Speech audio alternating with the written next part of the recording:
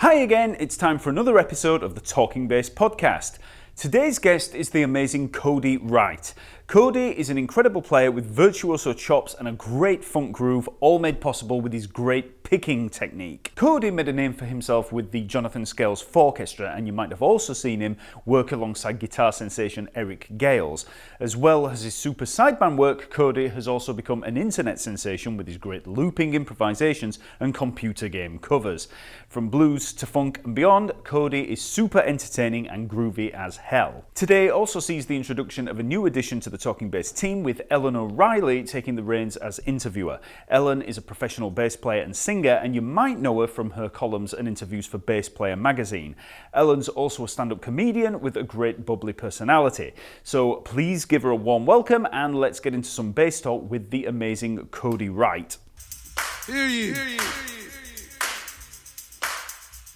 Cody Wright, put your hands together for everybody.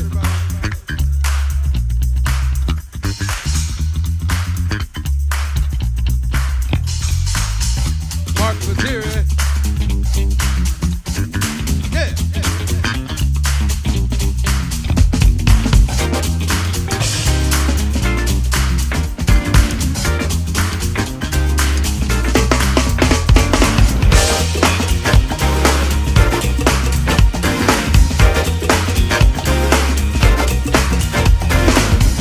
Welcome to the Talkingbass podcast with your host, me, Ellen O'Reilly, and here I am with my very, very first guest, Mr. Cody Wright. Hello. How's it going? How are things with you, man? You're going good. How are things with you, Alan? I'm all right. It's 6 p.m. on a Friday night over here in Ireland. I'm back in Ireland since the whole lockdown happened. And you're up a mountain somewhere in Colorado? Yeah, actually right now I'm in Fort Collins, Colorado. And yeah, it's 11 a.m. here. All right, yeah. Sorry to wake you up. So how come you ended up there? Well, about 3 years ago, I moved out to Colorado just for a change of my life. I had a bunch of things kind of ending and a bunch of new things beginning.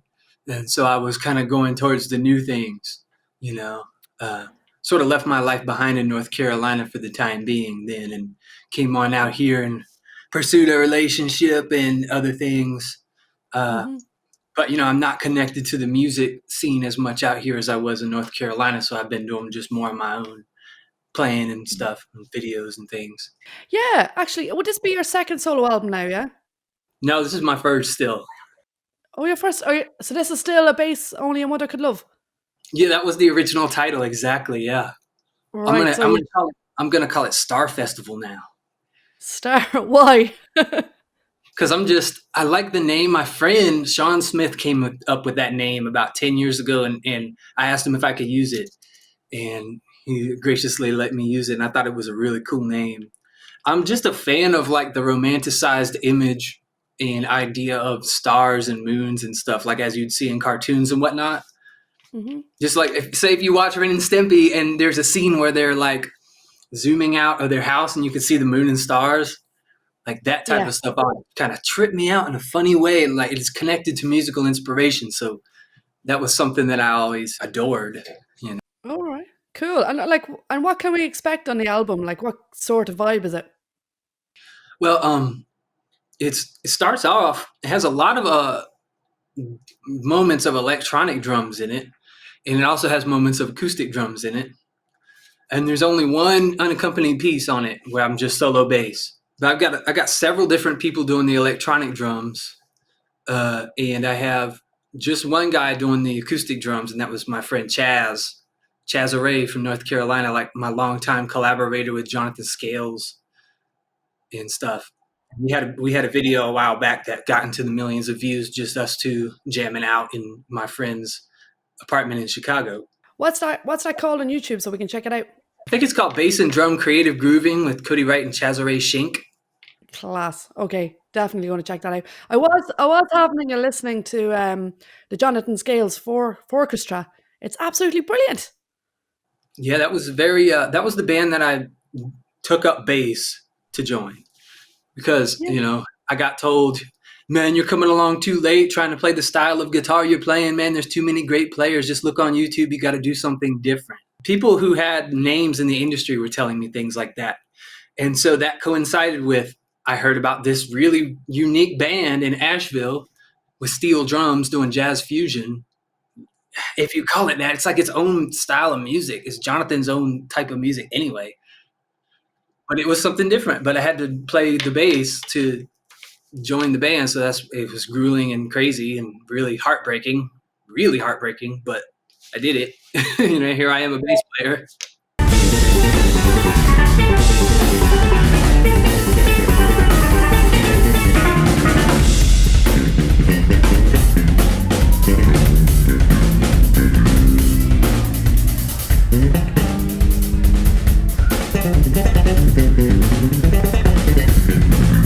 So were you like in love with the guitar first, really? Then that was like your main.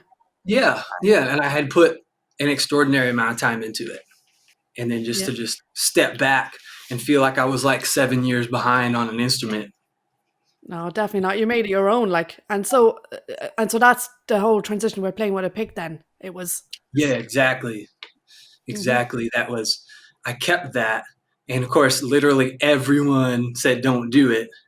But I heard some people that were really doing it well, and I knew I already had like the technique, but the groove and feel and roll of the bass was something that I did not understand. So was that when you saw someone like Bobby Vega, for example? Yeah, Carlos Benevent, Bobby Vega, Paul Peterson. I've tried to really shed the Bobby thing in the last couple of years, honestly, but it's very, very fun to play like that, especially on an old Fender Jazz.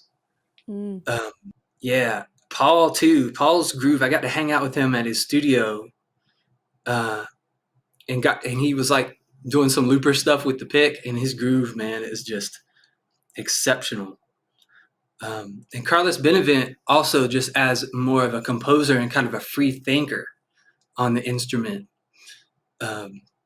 sort of like a flamenco fusion kind of thing. He did an album in like the early 80s, I think it was. I think it's just a self-titled album, and there's some moments on there where he's like playing fretless and stuff. And that was like post Bobby, just really opening my mind to even more pick stuff. I can't do that like really hard rolling. Carlos picks like this. It's kind of, I can't like, I've always tried to figure it out, and it's like crazy, Before I switched to guitar, I was one more bass player. I just was listening to Guy Pratt playing on some tunes with Love him. Third Matinee. Yeah, Third Matinee did a song called She Dreams, and there's fretless playing on there, and it's backing up the song so beautifully. And that knocked me off my feet the other night. When I heard that, I was reminded of it. I'd heard it before, but the right moment happens and you hear the right tune, and then it kind of gets you, So Guy Pratt's fretless playing was very beautiful on that. He is my absolute favorite in the world. I love him to bits. Yeah, love that guy. Yeah, and every time I meet him, I tell him, and he's like, "All right, backing away. She's crazy." No, it's all right. I just get very excited about the old bass thing. I just wanted to mention Yamandu Costa before I forgot. He's a 7-string gut string player from Brazil, and it's just otherworldly stuff. I first heard about him in like 3 years ago on a viral video, but since then he's got like 1 million viral videos, and I see all my friends sharing his stuff. But yeah, Yamandu is crazy as well. Just like from a compositional and chordal perspective, he's just so fast and fluid and exciting. His technique is just perfect too. And also, I was reading about like how you got into the whole music thing. I mean, you started off by just like jamming along to games, video games and stuff like that. Yeah, I did. And that's a funny thing because everybody talks about having video game sounds and video game this and video game that. And you ask them what they played recently, and it's like, I don't really play video games. But I was always playing. And so I was picking up stuff from playing them. And yeah, anything like Genesis started it for me, Sega Genesis. I had Toe Jam and Earl. Both the second Toe Jam and Earl game was the one that I really picked up on the music on because it was a little more produced than the first game, which was way more basic MIDI sounds. And then game 2, they added a lot of horn arrangements. John Baker added a lot of horn arrangements and things to it in the Genesis, and it was really, really cool and hip. And there was also a game, Wacky Worlds, which is like a kind of obscure, create your own level kind of game. And that had the same musicians on it as Toe Jam and Earl. And it actually had appearances by Toe Jam and Earl in it. And so that was a cool one.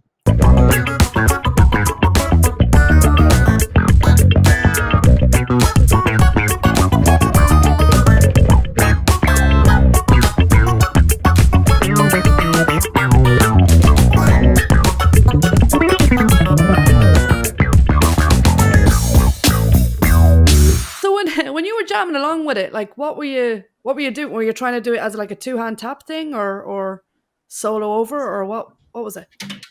It depends. Actually, the first time I ever imitated video game music, it was probably on a keyboard, on a piano. And it was probably just like booda booda booda, booda booda booda, something like that, or dee dee dee doo doo booda doo doo, But I wasn't even touching bass back then. It was mostly keyboard and drums. I'd like tap out drums just on my chest because I didn't really have anything else and didn't want to bother anyone. So were you was your family very musical, or? My dad played, my dad was musical. He was a banjo teacher like in the 70s, but kind of got out of it. He played banjo a lot in the 70s and stuff when he got out of Vietnam. And he also played guitar and flute. Still plays. But his flute playing, that was always one of my favorite things to hear because I couldn't. And my dad can play harmonica too a little bit. But, never really professional level other than teaching banjo in the 70s locally in Florida. But my mom gave me my ear and sense of taste and stuff. My dad was into bluegrass, folk, blues, heavy blues. He really got me into like Stevie Ray Vaughan, which was pretty much my biggest influence for like 10 years on guitar when I was younger. But my mom got me more into things like Steely Dan, Stanley Jordan, Eric Johnson, a little more like jazzy, fusion-y kind of stuff. And so she doesn't play, but she can earball a song and sing it to you. She can memorize melodies and stuff from years ago and sing it all to you. So she's got like the ear and memory of that. And she showed me she would point out little moments in songs that were like, that got to you, that were like emotional or something, or like hit a chord. So she would kind of point out those moments in songs, You've also got to play with a load of great heroes, like bass heroes, like Victor Wooten, his brothers, O'Teal Burbridge, a few others. How did that come about, and what was it like, really? Wow. The first time I ever played with Vic, I'll never forget. Well, I was with Jonathan Scales, and it was at Merle Fest in Wilkesboro, North Carolina, out in the country in 2012. So that's 9 years ago. And that was the last one that both Doc Watson and Tony Rice played at. And so that was a special. And that was also the first time I played with O'Teal, actually. It was at the same festival. So at the time, I was paying $100 a month to live in a literal closet in this house out in the countryside right after I finished college in North Carolina. And and I was like pretty fresh on bass, so I was just really playing catch up, and I wasn't feeling super confident about it. And everyone was telling me you're no good, pretty much. Had some encouragement at the time, but not a lot. You gotta go through that stuff sometimes to really grow. And so then, we went to Merle Fest, and Jonathan hooked up. He was working it out to where, Vic would come sit in with us, and it actually happened. Oh my God. And I'll never forget our first song that we did. It was a tune called Jam we did. And Vic was out sitting in the grass. I could see him sitting in the grass watching us. And man, I was nervous. And Jonathan leans over and says, "Get it together." Oh God. And so, I improved, and then Vic came in and played with us, and it was really surreal. And there's video of that. I have a beard, and I was playing a Ken Smith burner.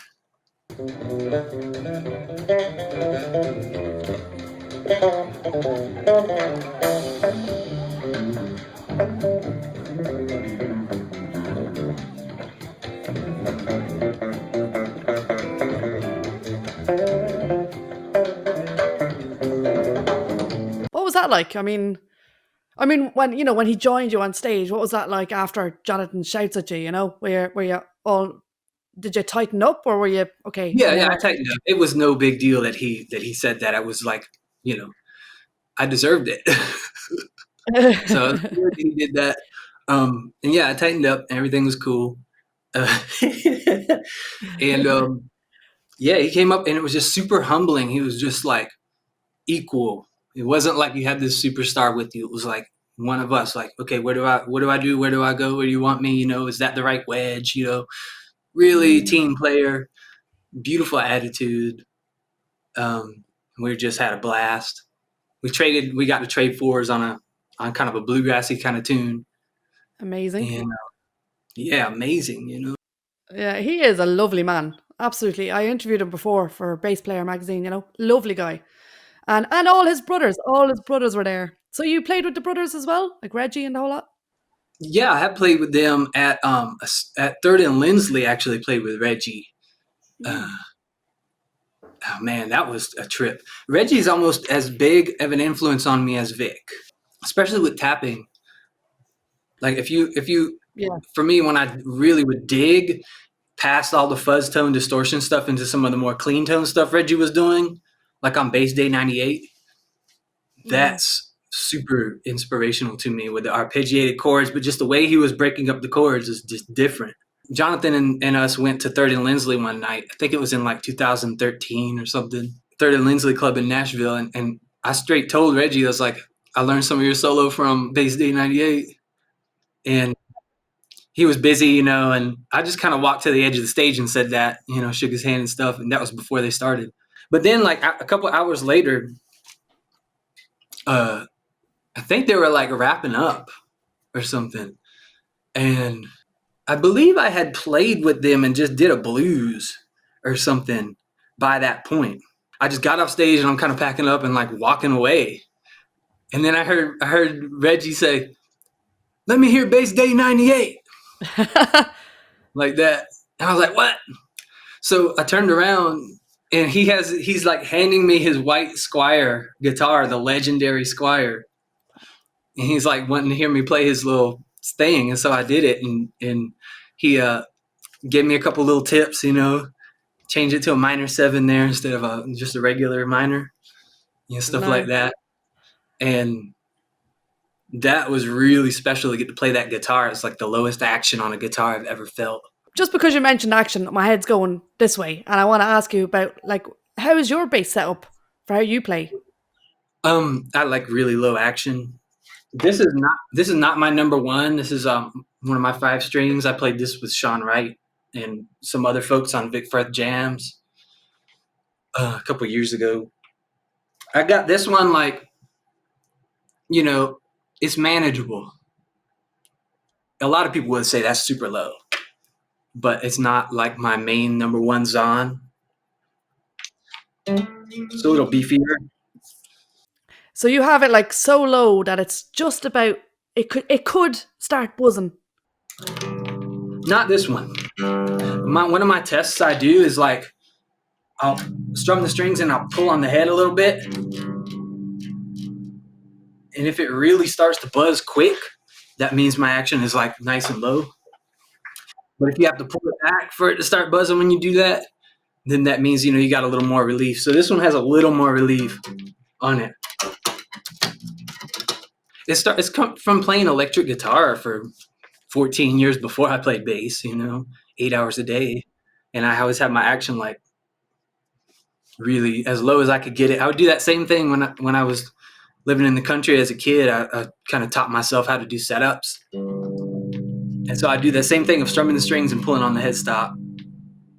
And just, you just learn the feel of each instrument is a little different, but you learn the feel of right when it starts to buzz. And to me, that was like kind of my test for my action, and then making sure that it doesn't fret out or anything like that. So you have to balance it.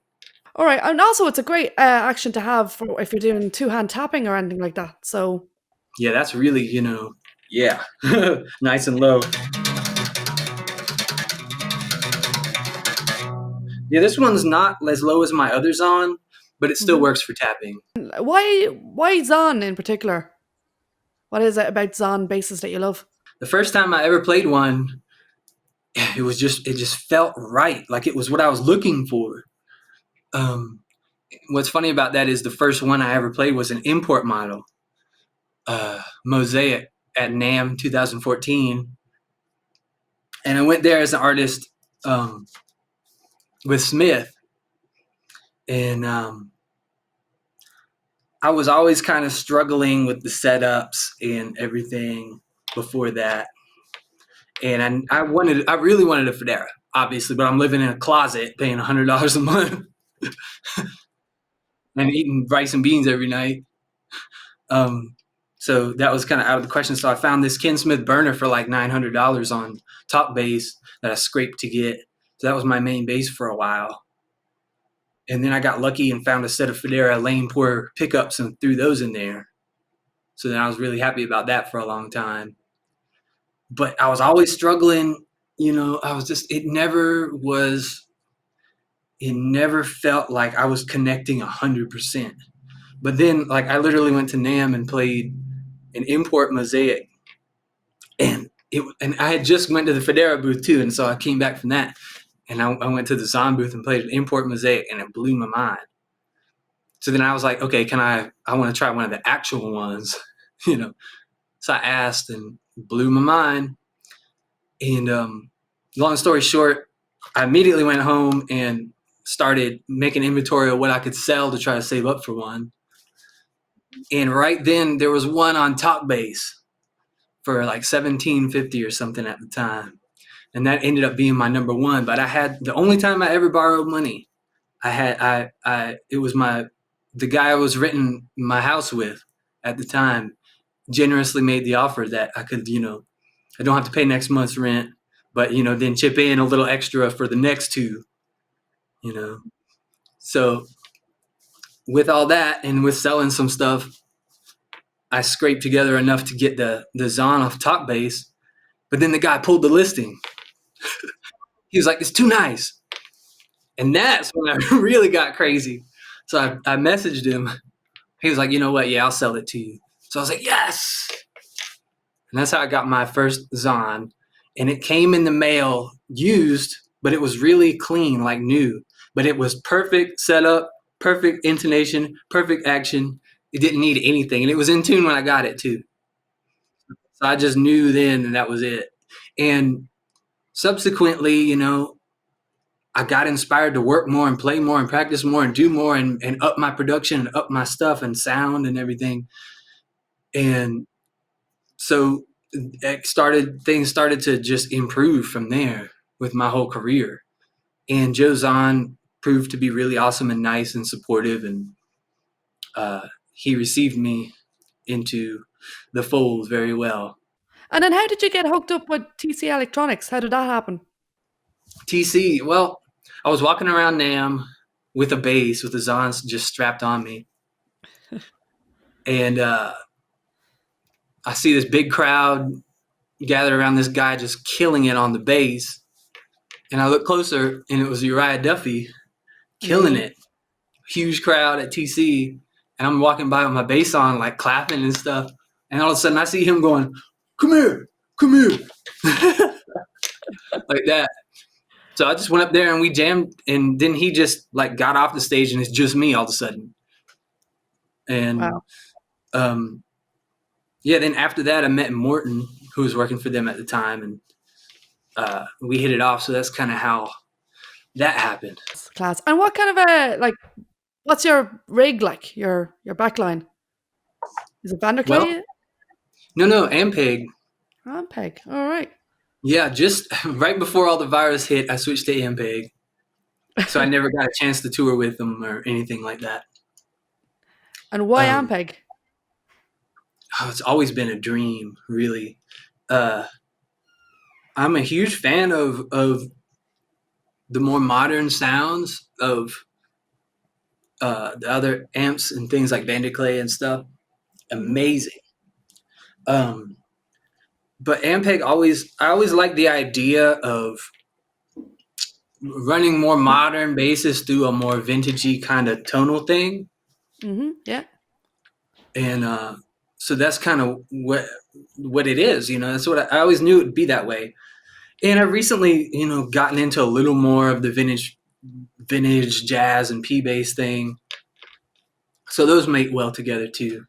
I can do some of that stuff at home, like in the studio, Yeah, it's a real rock and roll amp as well, isn't it? Ampeg, you know what I mean? Yeah, a lot of the big shows. It's got that cool factor, Ampeg. Yeah, totally. A lot of the big shows that I did with Eric Gales when I was touring with him, where the backline was Ampeg almost 100% of the time, like at places like Byron Bay Blues Festival in Australia, when we played there with like Santana and stuff, that was all Ampeg. On Joe Bonamassa's Blues Cruise, all that was Ampeg, because that's just what it was, backline, Yeah. What was it like with Joe Bonamassa? With your blues background, did you get on? Cool. Very cool. Yeah, very fun. Just everybody on that boat was super encouraging and nice. I think I went on the boat 4 times. The first time was the only time that I was in a band actually when I went. All the rest of the times were the fans would have me back because they just wanted to see me. And it was unbelievably cool. And you got to play with people from Buddy Guy's band and got to play with Chris Kane. Got to meet Chris Kane, and he was a childhood hero of mine. And, great. Just very, very, very special stuff. Very lucky. Yeah, it's incredible, really. I mean, you're in North Carolina and you're not even playing bass yet, and then you get in to the Fourchestra and you switch to bass, and then all this magic stuff just happens. You know what I mean?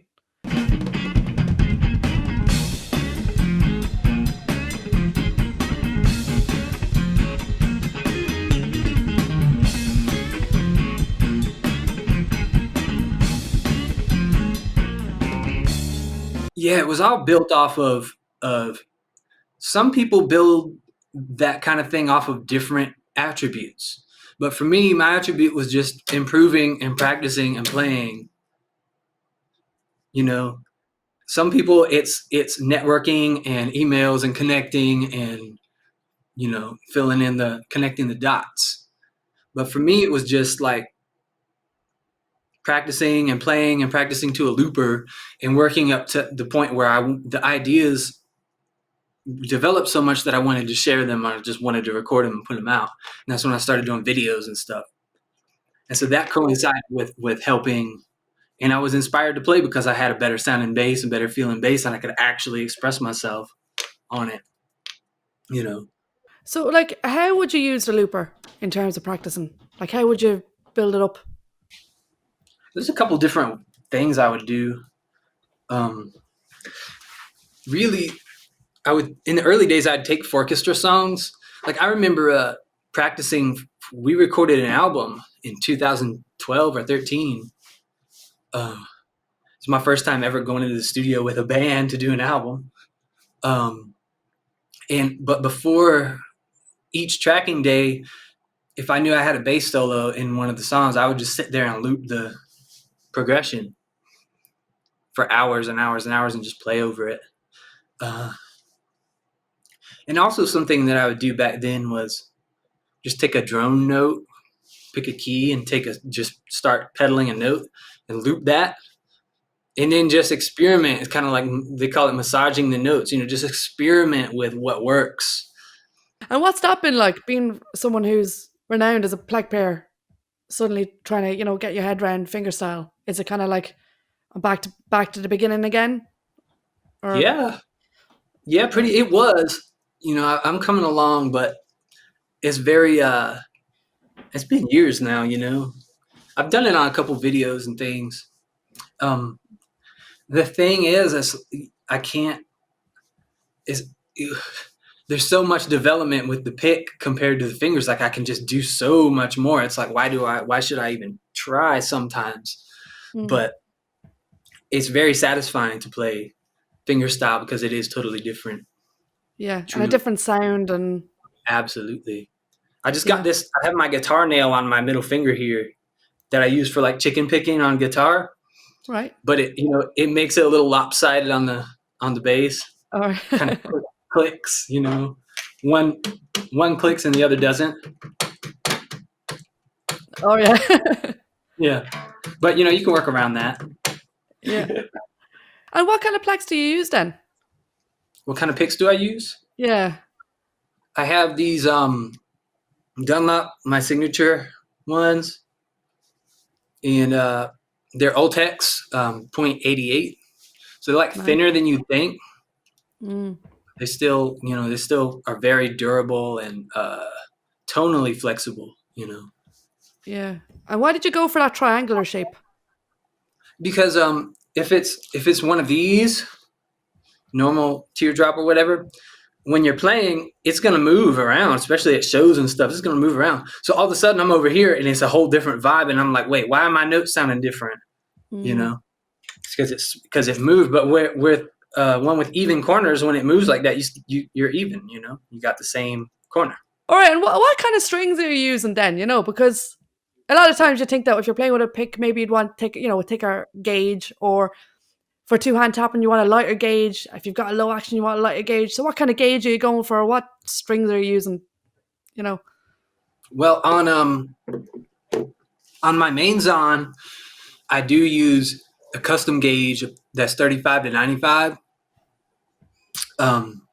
In Dunlop, I use Dunlop strings, and I also use Zon strings sometimes for the special gauges as well. But really, Dunlop, and on all my other basses, I use Dunlop 40 to 100s. Like on my my Zon Mosaic, which is more like a jazz bass, is 40 to 100, and any of my older jazz basses or P basses, or older jazz basses rather, I use 40 to 100. Well, if you had to make like a dream bass, I know you're just happy out with the Zon you have, but if you were going to like make your own signature model bass from scratch, what would you go for? Like, what would be the dream team? Wow. We'll probably have a PJ pickup set, and maybe shorter scale,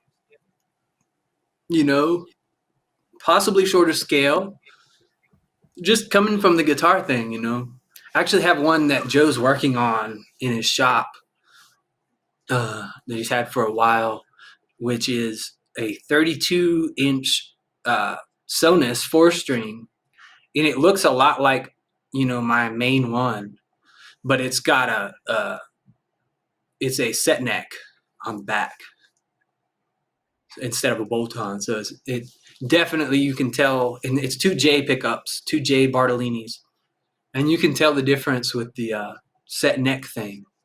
Kind of makes it like hum like an upright a little more. But he's working on that one, and I'm excited to get that one back. That bass is named Julia. Nice. Why Julia? Because it was made for one of Michael Mannering's students back in '94. Her name was Julia Rose, and so it has Julia Rose written on the inside back plate. Oh, nice. That's cool. Oh yeah. Well, speaking of Michael Mannering, have you ever jammed with him? Mm-hmm. Yeah. Yeah, we have a video of us doing Blackbird at the Golden Gate Bass Bash a couple years ago. He's a very zen man, Yeah, huge inspiration like that. You know, I taught a week's worth of classes alongside him, like as a co-instructor at the Golden Gate Bass Bash. And Nice. wow, that was special.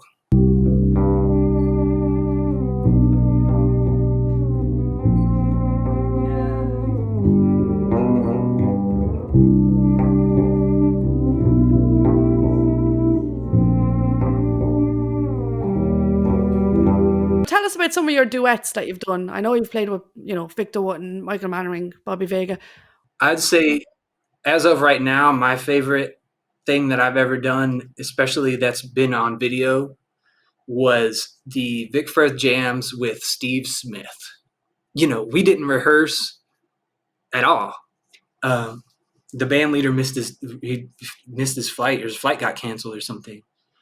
So on rehearsal day, so everyone was there ready for rehearsal, and so we didn't rehearse. So it was just individual prep. And Steve showed me a couple things on the fly that he wanted me to do, like a walking line near the end and stuff. And it's just, I live for those moments of being on the spot. I mean, there's no punch-ins, nothing like that. Like, you only got like 1 or 2 chances on those. The whole song too, and it's a really complex piece of music. But the euphoria of there's a part of the song when the horns really come out, dun, dun, dun, dun, and that, just the feeling I had when we were finally nailing that with Steve, was probably my favorite musical experience I've ever had in my life.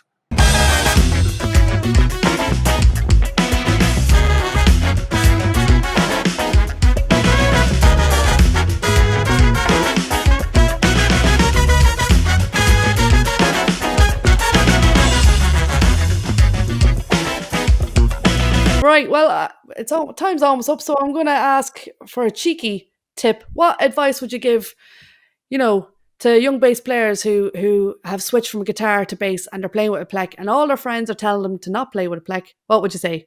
Dial your treble down, dial your highs down, just groove, just focus on sounding like fingers. Like for me, like try to sound like you're playing like with your thumb and index finger. Just a softer general attack as opposed to a typical really plasticky pick attack. Learn how to just dial the pick tone down. And also, develop your fingerstyle, if only just so you can hear how it sounds in relation to the pick. So you can dial that pick sound to be flexible. I think the thing is, a lot of people think the pick just has one sound, and it doesn't. You can change so much by how you hold the most small change and how you hold whatever. It's way deeper than even I realized. So there's so much you can explore. All right. Well, thanks very much, Cody. Thanks for all the tips. All right. Thank you so much. Everybody have a good day out there.